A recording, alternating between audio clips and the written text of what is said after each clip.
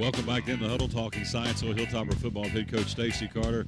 Man, what a football game last Friday night. Weather, not real good, but the action, it was a barn burner, as Keith Jackson would say. And, Coach, folks got out the other night. They went through some rain and wind and cold, but they got their money's worth. That was a heck of a football game. It was, and first of all, I want to thank everybody that came and stayed out for that game. It was a miserable game as far as the weather.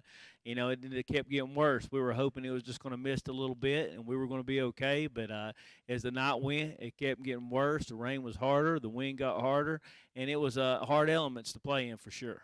Psychologically, your football team, back-to-back wins. First time you've done that against Dobyns-Bennett since 1980. So what's that do to your program now? Now you know you broke the streak last year. Now you come back and beat them again this year, back-to-back wins. What's that do for your kids' confidence and just for the overall demeanor of the school having beat the big rival? Well, I think if you can do stuff consistently, it does make it easier. It does make it easier and more expected. So, that was good to get over another hurdle. And I think hopefully the next time we play, it'll even be, the kids will be more confident. So, but it doesn't hurt anything. We're glad to get those 2 wins and against a great opponent. You have coached now. You're at 104 wins and 40 losses, so 144 some games you have coached. Have you ever coached one of the weather that crummy and that crazy because it was raining, wind was blowing, it was cold? Have you ever been in that kind of conditions? I think as far as field conditions, yes, but, been a lot worse. Not having having the turf really helped us. But as far as the elements during the game, probably the worst one I've ever been a part of. Sevier County last year was rough, but it kind of stopped raining a little bit. But it didn't stop at all. It was consistent. It got worse as the game went along, and our kids had to play for it. It's cold also, very cold, and the wind and the rain, so we had to deal with a lot of stuff. We were sitting up on top of the press box live streaming the ball game, and we had long handles, gloves, long handles, clothes. We were bundled up, and the wind was howling. But, again, what an electric atmosphere. It's bad when neither one of the great bands that we have at Dobyns-Bennett or at Science Hill did not play because of the inclement weather at halftime. They just opted not to. So I thought, man, I don't think I've ever seen that where the bands just didn't play because it was raining sideways. So everybody knows it was a heck of a night. A great night for football. Of course, Science Hill wins at 49-35. Back-to-back wins, first time since 1980. And you got started early. And, man, you had Magoo and Justin Bedard out of the gate like a couple of racehorses of the Kentucky Derby. They came out of the gate, and they were ready to play football. They really were, and the first series they stopped us, but then we got on a roll, and Justin played great the whole game. He just had a fantastic game, and had a lot of will at the end of that game. And Malik played just lights out until he started cramping up. And as far as playing in weather like that, a lot of times that was kind of a first test for a lot of kids playing that cold of weather. And a lot of times when you're practicing that cold of weather, you don't even think you have to hydrate like you did when it was the first games of the season. And unfortunately, a couple of our kids didn't, and Malik was one of them. And when it's cold like that and those cramps come on, you can't hardly get rid of them, and you can't get hydrated the day of. So he actually fought that the whole time. You're watching in the huddle, head coach Stacy Carter talking Science Hill Hilltopper football. And, Coach, highlight number 1, let's talk about the Bedard run early, 3 yards out. Again, right then you watched that kid. I thought, this guy, he's dialed in, he's ready. He ran that first touchdown with authority. He definitely did. He ran his zone to the right and good blocking on the right side of the line, and he just willed himself into the end zone like he did all night. And I run tough and physically, and he has good eyes too. I mean, this is a very talented kid. Can throw the ball, can run the ball, big, strong, and physical. And I'm just glad he's on my team. Absolutely. 25 carries, 146 yards for Bedard, and 3 touchdowns. The second score right back, and here is Mr. Magoo. But before we go to that, it got set up with a great interception by Patton as he picked off Skylar East and had a heck of an athletic catch for an interception for Science Hill. Well, I know Coach Moore, Grady Moore, is happy about that. They'd worked on him coming across the field on a wheel route. It was actually a little different route to come over there and make the play on that. And Marcus looked just like he was doing in practice. He came back over, came off his man, and saw that developing and made a great play to turn the momentum our way quickly. The old giveaway takeaway statistic that John Madden came up with, the former coach of the Oakland Raiders. And so 3 turnovers turned into points for Science Hill. This was one of them. The Patton interception turns into the Malik Magoo 10-yard touchdown run and set this play up for us. Well, it's our inside zone. We one of our base plays, inside zone to the left. He read the backside in. He crashed down, was able to pull it, and as quick as he is, he was able to get in the end zone for. I think he got touched right there on the goal line. But just a great read and just what he's supposed to do on that play. Big touchdown, Ranella again kicking. That's something I want to talk about too for a second. Alex Ranella booming at football all night long.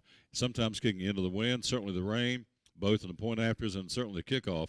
This kid was a real weapon for Science Hill Friday night. He definitely was, and it's really hard to kick into those adverse conditions, and he was able to do it. I think we had one kickoff return, and it was close. It was almost like he was on the line then. So he, really helped us. He took that away from us because they had some great skill kids over there at Dobyns-Bennett that could really hurt us on returns and stuff like that, and he was able to neutralize that.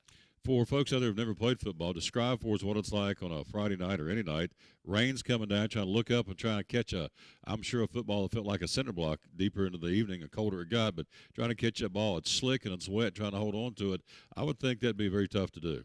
And definitely it is tough to do, and it changed the game plan. It changed our whole game plan for Dobyns-Bennett. We went back to our base stuff, and most time you do that a lot of times in the big games anyway, but we really had to get basic, and so did Dobyns-Bennett, because it changed the way both teams played that game.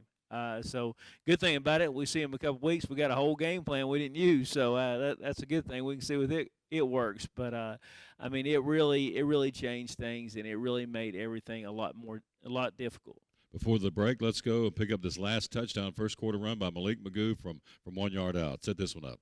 I was in our Carolina set. Again, we run another inside zone. He was able to pull it and run a touchdown again. So he checked to that. I think he wanted to carry the ball, and I'm glad we have a guy on our team that wants to carry the ball in certain situations, and I can't think of a better guy to carry it than him. First quarter, 21-0. You're the head coach, big rivalry game against Dobyns-Bennett. What's going through your mind thinking, these guys are down for the count? Did you knew they were going to come back? What was you thinking? What were you thinking, knowing that you're up 21-0 over Dobyns-Bennett? Well, I thought we was for a battle because we know what kind of football team they have and kind of coaching staff, and they've never been one just to give in. They fought from behind. We've had the last 3 games we played, there has been lead changes for both teams fighting from behind. So and that's what we got. They really rallied their troops and found some ways to hurt us, and were able to come back and tie that game. And but we knew we were in for it. I thought Justin Bedard's comments in the local paper were very interesting. He said 2 years ago we'd have folded our tents. We've grown that much as a football team thanks to the leadership of Coach Carter and the staff, because now we believe, and we knew they'd make a run, and we didn't fold, and obviously they didn't. They won the football game. But I thought that was a nice testament to you and the coaching staff that this kid today, 2 years ago, we'd have folded the tents, but not this year. Well, I think you give all the credit to the kids, but you know what we keep telling the kids, when you face a good football team, that there are going to be times in a game that they make plays. And we can't panic when that happens, because we're just going to come right back and make the plays also. So, we told them that at Brentwood Academy. We've been telling them that all year, that no matter what happens, we can score a pile of points in a short amount of time, and we have people to make the plays. But on the other side, if you're playing a good program, they're going to make plays, and you can't panic. You got to just wait to get the ball back and do something with it when you get it back. And our kids were able to do that. We'll take a break, come back with more highlights coming on a wet, cold night at Johnson City Kermit-Tipton Stadium. Hilltoppers prevail 49-35. We'll come back with more. As you're watching In the Huddle, head coach Stacy Carter. You're watching Science Hill Hilltopper football.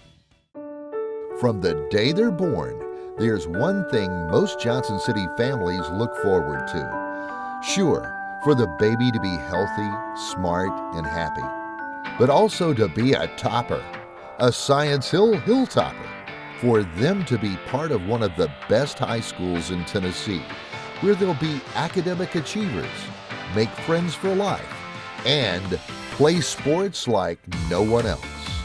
So for all of those budding toppers out there, be patient. You'll have your day. From Champion Chevrolet Cadillac, where we think being a topper is an experience they'll remember for a lifetime.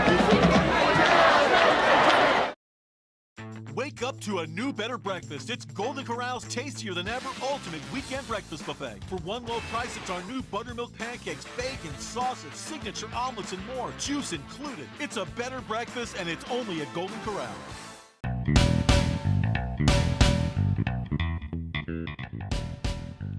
Welcome back to In the Huddle, talking Scienceville Hilltopper football with head coach Stacy Carter. Coach Carter now 104-40 in his career. Big game coming up Friday night. We'll talk about that in the playoffs in a few minutes. As it's the second season, overworked cliche, but it is coming up in the single elimination Friday night ball games, and we'll talk more about that coming up in a few minutes. Coach, let's go back to the big Dobyns-Bennett game. Again, we're up 21-0 before we went to the break. They come right back with 2 scores and get this thing a little tied up and get a little tight. Then Mr. Magoo, let's set this one up. Big touchdown run from 2 yards out for Malik Magoo. You know, he just kept doing it. He was scrambling and went to the left and just made a super play and dove to the pylon and just an athletic play. But play broke down. He was able to make the play. I mean, and he's done it all year. And unfortunately, he cramped up on that touchdown. But again, it was just a super play. What did you, going into halftime, what did you tell the guys about that second half of football against Dobyns-Bennett Friday night? What was the speech? Well, I mean, we went in halftime, and they had all the momentum. They really did. They knew our quarterback was cramping up. It's kind of a bad place to go into halftime when you're like that because, you can go in there and, cold weather, you're going into a warm locker room, and people are feeling like the momentum has changed. And what we kept stressing to them, got them all together, and somebody had to make a play to change the momentum. That's all we talked about. You got to win this first 3 minutes. It's critical right now. We got to shift the momentum. Don't wait for somebody else to make the play. You need to make the play. And somebody has to go out there and do something. Unfortunately, Zach Kennedy must have been listening, so he came and made a big play to turn the whole momentum for us. Absolutely. That was the play of the game in my book. Again, the interception, Dobyns-Bennett going down the field, a lot of momentum, and picked off Skylar East, and they kind of set things up for Scienceville. And let's pick up the next touchdown. Bedard had that 1-yard plunge. Tell us about that one. Well, we got under Carolina set again. And all the scores were tough. I mean, even if we got in the goal line, they weren't giving it to us. I mean, that was a Dobyns-Bennett football team that was determined, to win the game, and they fought like crazy to keep us out of the end zone. But we were there. I think it took us a couple times from about that far. And actually, Mikey was supposed to be the tailback.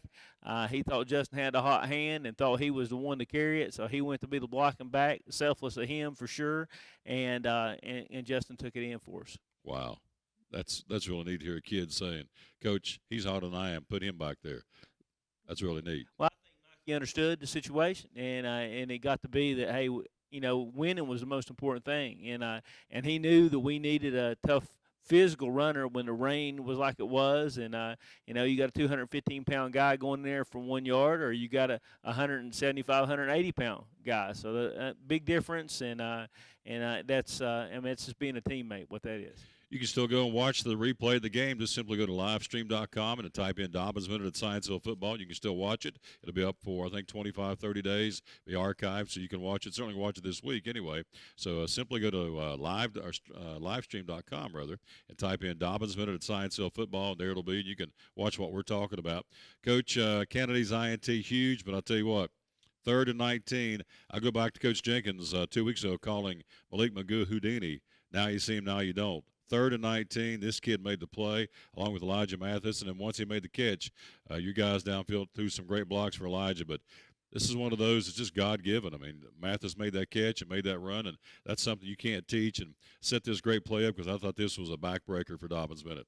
It definitely was, and, but there's one thing we didn't do well. We had a game plan, to get him Elijah the football, and we're not able to do it because of the adverse weather. Most of it was out of a different formation, and it really hurt us. It really did because he didn't touch the ball because this was the only time he touched the ball all night, and it wasn't even designed to go to him. It was a screen play, and we were supposed to roll up the right and throw a screen back.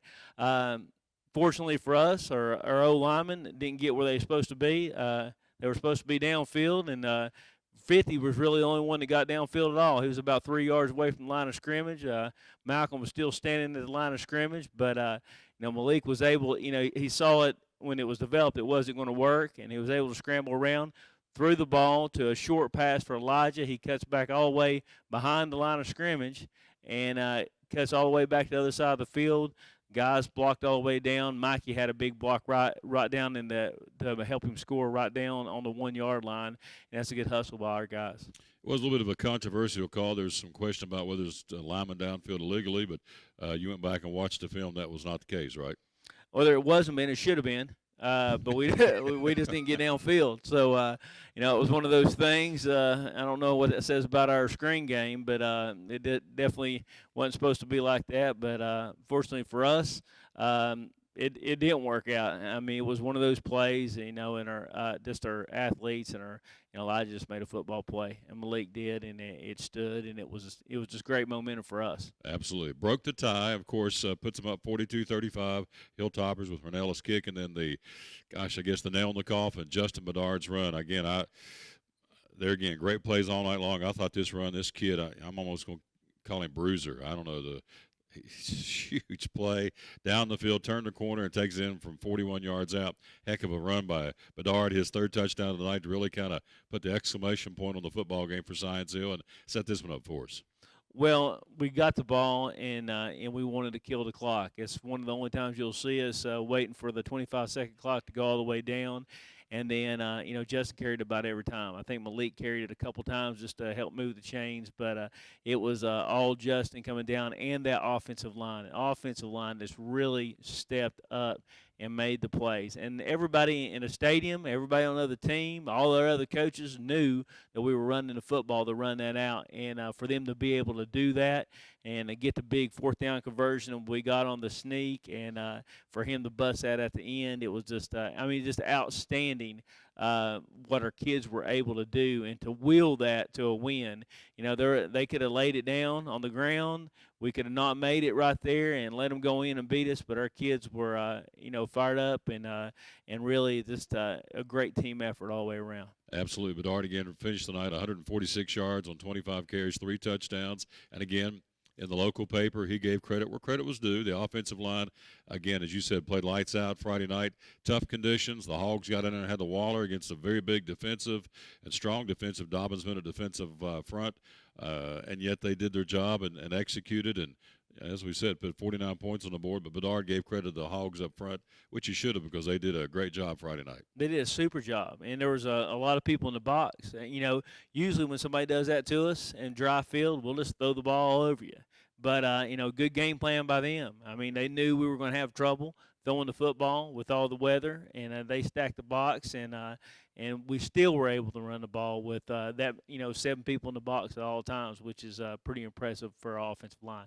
Here's some stats of the ball game. Again, Science Hill had 431 total yards of offense. Dobyns-Bennett had 420. The Hilltoppers rushed the ball for 267. DB rushed it for 209. Passing, again, crummy conditions. Malik, 7 for 12. Bedard, I think, maybe threw a couple there in the start of the second half, but I know it was primarily Malik, 7 for 12. Skylar East, 11 for 20 passing, 3 interceptions by the Hilltopper defense. Patton Canaday, and then late in the game, Perkins had another big pick that really stopped their momentum again. 162 yards of passing the football for Science Hill, 193 for Dobyns-Bennett. I thought this was interesting. Science Hill fumbles twice, and they fumbled it and lost it on one of those fumbles, obviously. Then penalties. Hilltoppers only penalized 4 times in the rain, the slop for 50 yards, which again shows you've taught discipline to these kids, and they played some pretty error-free football, all things considered, given the weather conditions. Well, I think the kids held their emotions in a big game. I had a lot of talk before the game on, how that could affect us. It took a lot from the game that happened the other night in the Musket Bowl, all that stuff. There's a lot of emotion going in this game. So we wanted our kids to maintain and keep their control because, one bad decision can, change a whole lot, and this is a very emotional game. So, I think they listened, and I think they did what they were supposed to, kept it between the whistles, and it really helped them. Before we go to the break, let's run down some individual numbers. Again, Malik Magoo the other night, 7 for 11, 162 yards passing, rushing the football, 15 carries, 93 yards. Coach, 255 yards of total offense for Malik Magoo. And guy just did it again, and you expect him to. He's a gamer. He's a champion. And, again, big guys make big plays in big games, and Malik did that. He definitely did, and he did that with really not even playing a half, which I'd like to see what would happen if he could play 4 quarters, because that's usually, he probably could have added two more 100 yards on that. I mean, that's just how he is. But, it was, one of those days. I think we learned a lot from it as a team, as far as getting ready for this cold weather.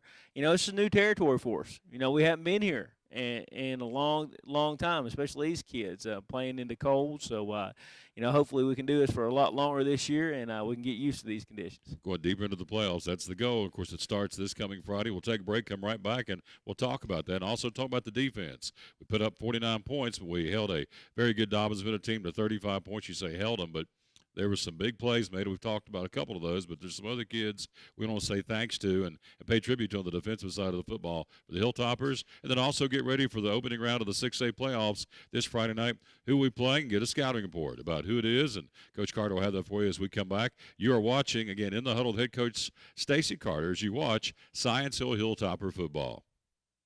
From the driveways where your kids play basketball and ride their bicycles, to the parking lots at your local church or grocery store, Bracken Paving is an important part of many neighborhoods in our area. No matter how large or how small the job, Bracken strives for excellence in every service they provide. It's a foundation for a strong community. Discover the difference at Bracken Paving and Asphalt Maintenance.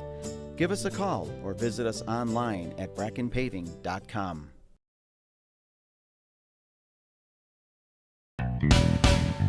Welcome back to In the Huddle, talking Science Hill Hilltopper football. Head coach Stacy Carter. I'm your host, Tom Taylor. And Coach, again, we mentioned going into the break, we put up 49, give up 35. 35 points is a lot, but it could have been a whole lot more. And again, we had some kids step up, really played some great football for Science Hill defensively Friday night. We definitely did, and in our defense, creating those turnovers was really the reason we won the football game. And they created them. I mean, Marks with the big interception at first. We talked about Zach within the first of the half getting that interception, and Tyreek the end of the game, and that's the 3 interceptions. Mikey White played outstanding on both sides of the ball. He always does, but he was all over the place. He covered their best receivers. He very physical, and it was all over the place also. And Cameron Burse in the middle right there. He was relentless and had a big game, but we needed him to have a big game. And then all in all, they scored some points, but we made the plays we had to, and we created turnovers, which gave us the opportunity to win the game. And I think most of the turnovers we got points right after them, so that was the difference in the football game. Also, during the course of the game, I remember calling out Trey Sutton's name a lot and also Bryson's name a lot, too. I thought those kids, by virtue of me calling their names a lot in on the plays, they played a heck of a game defensively, too, for the Hilltoppers.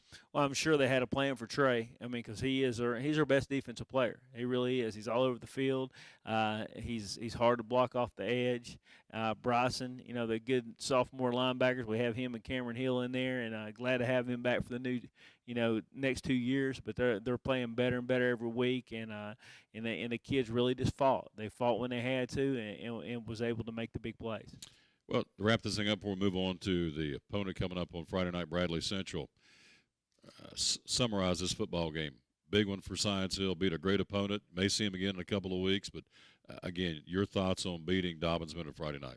Well, it's the conference championship. It's the first goal you have every year, and to win the conference, and to go to undefeated in the conference. So, and what a better way to do it and play in your crosstown rival, Tri-City rival there, Dobyns-Bennett, and being able to do it 2 years in a row. It's big for our program. It's big for these kids, and I'm just proud of what they've done and what they've accomplished. There you go. And they may see each other again in a couple of weeks. Let's set this week's playoff. 6A starts, of course, all the playoffs start single elimination. When you keep going on, you lose, of course, you go home. Up in this neck of the woods, the number 1 seed Maryville takes on Walker Valley. Maryville 10-0, Walker Valley 5-5. Sevier County at 7-3 will play host to Hardin Valley 6-4. Dobyns-Bennett will be at J. Fred on Friday night, entertaining Morristown East, who's 6-4. And, of course, the Hilltoppers will be at Kermit-Tipton Stadium here in Johnson City at 9-1, hosting Bradley Central. The Bears are coming to town. And what's the scouting report on Bradley Central? Well, they play a tough competition down there. They play some real good football teams, and they've won their last 3, and they're kind of hot right now. Got a real good quarterback, good running back, very big up front, especially on the defensive side of the ball. And it definitely will not be a cakewalk for us. We'll definitely have to work and play good football to win this football game. So 5-5 is deceiving. They're better than 5-5 apparently because they're playing a tough conference. They definitely do play in a tough conference. A lot of those teams down there in Murfreesboro or Chattanooga area, they're in Cleveland. They play a tough schedule and play some good football opponents. So definitely we'll need to be ready to play. So do you get your team ready any differently for a playoff game you would a regular season game, given the fact that that at the end of this ball game, if you don't get her done, you come up short, you're done. Any different approach to getting ready for Friday night? I think the most important thing in the playoffs is the kids. You don't need to put a whole lot in, and if anything, you probably need to shorten things down, and just get them to the game and make sure that they're mentally ready for the game and they know what's going on, because we've been playing this for 10 weeks now, and it's all about the relationships of the kids when you get in this, not the relationship with just coaches, but the relationship with the kids, with each other. How long they want to be playing is, they want to be together. If they want to be together at this time, they will do well and they'll play for each other. And I think that's where we're at. I think the kids are really buying into this. They're not ready to. It's not ready to be over for them. We looked at Dobyns-Bennett as the start and not the end. So hopefully these guys can do it for a long time. Talking to Coach Carter in the huddle, talking Science O Hilltopper football. Coach, weather again, they're talking maybe, I think 40s maybe for the high on Friday afternoon. Going to be dropping that night. I don't know if it's going to have the rain we had last week, but again, it's going to be cold conditions. Everybody says, can you believe it's cold in November? Yeah, it's supposed to be cold in November, so that's just kind of how it works here in East Tennessee. So warm or cold, you got to bow up, get ready to go, and if they can play through last week, put 49 points on the board, and driving rain and wind, I would think whatever comes our way this Friday night shouldn't be that big a deal, because they really persevered, both teams, in some tough conditions last Friday night. Well, had a pretty good test run, that's for sure. So I think the kids are going to be ready no matter what. I don't think it will be as bad. Like I say, I've been doing this for a long time, and that's probably the worst I've ever seen it. So I think our kids will be ready to play, and hopefully, we get a dry field, and it's cold. It's not going to hurt anything as long as it's dry. So, if not, we'll just have to go in there and fight like crazy, because both teams are going to be in the same situation, and we just got to get through it and get us a win. This is an obvious question, but it bears asking. How important is it playing at home Friday night? No, it's huge. I mean, they're traveling all the way from Cleveland, and it's hard doing that. We made those trips to Murfreesboro-Siegel last year, to Brentwood Academy this year. It's not easy. There's a reason that when you go play a college football game, they get there a couple days early, or they get there in the NFL a couple days early for a reason, to get acclimated and to get some rest. But it makes it tough. Last thing, I want to pay tribute to your coaching staff. It's very obvious you guys watched a lot of film last week. You got ready for a game plan for a very good DB team. So you shared the victory as the head coach, but I know you're very appreciative of the assistant coaches and the job they do to get you guys ready. And again, you obviously had a very good game plan last Friday night. It showed. So kudos and props to your assistant coaches and the entire coaching staff.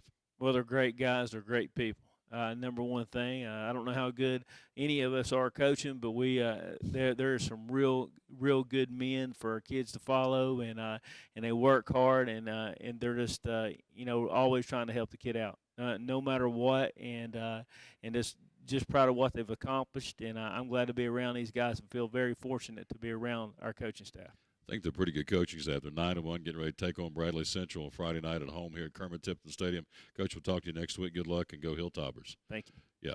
Hey, Coach Stacy Carter in the huddle. I'm your host, Tom Taylor. Again, they'll play. Remember, all the playoff games start at 7 o'clock this week because of the travel distance, so just be aware of that from here on in. All games will start at 7, the postseason. Again, this Friday night at 7 o'clock, obviously the kickoff. The Hilltoppers are 9-1, and the Bradley Central Bears come to town with a record of 5-5. Winner moves on.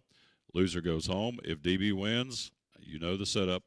Next Friday night, there'll be a rematch here at Kermit-Tipton Stadium. But first, you got to beat the Bears, and that's what's on this gentleman's mind, as it should be, and the coaching staff. Appreciate you giving us a listen. Again, you can watch the recap of the DB Science Hill football game. All you have to do is go to livestream.com and type in Dobyns-Bennett at Science Hill. I think Robert, our IT guy here on staff, said over 10,300 viewer hits have been to watch this game now since the game's been over. So it's still there for you to enjoy, and you need to watch it and get treated to a heck of a football game.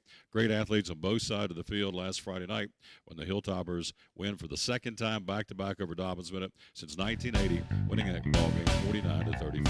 We'll talk to you next week. Remember, as we tell you each week, win or lose, be a good sport. For Coach Carter, I'm Tom Taylor. So long, everybody.